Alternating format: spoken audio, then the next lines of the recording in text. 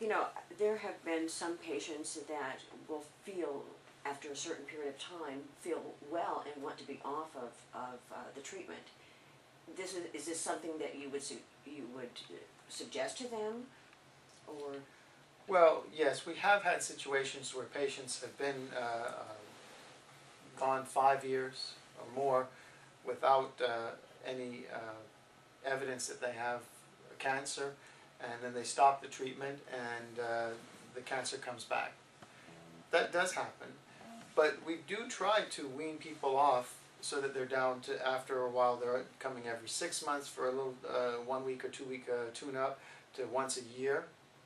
And then, like the final stages like that, after like 10 years, they might be not coming. They might come once a year, but we might have, you know, adjust their shot schedule so that they're only doing the shots certain days of the week, or doing it just for 1 month on and 1 month off, or for 6 months on and 6 months off. We might, depending on the situation, change their shot schedule so that they are not on them. Because if you've gone 10 years out and it appears that you're cancer free, well, you know, I mean, it's worth trying, you know, maybe to come off of it. But generally, we wouldn't encourage someone to stop doing what has been successful.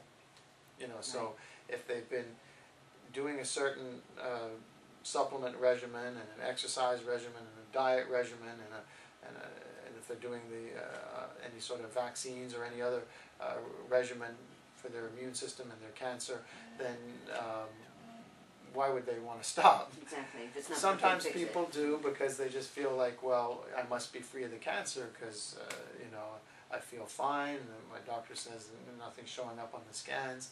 And we've had situations sometimes where people have come off and they've gone for quite a few years without any cancer, but then after being off the shots for a couple of years, then the cancer came back. So in that situation, one can propose, one never really knows, that that the underlying cause for the cancer was still there, and although the treatments had gotten it under control, without the treatments, the underlying cause eventually, after a few years, reared up with possibly a new cancer or maybe one of the cancer stem cells reactivated. You know, no one can know for sure unless they did a genetic analysis of the cancer and compared it to the genetic analysis of the original cancer, which brings us back to the idea that, and the insistence that we want to have a frozen sample of that original tumor to make comparisons. We know that tumor cells mutate and change, and you know, anytime you have a surgery, tell them to save a piece of that you know, tumor sample for you.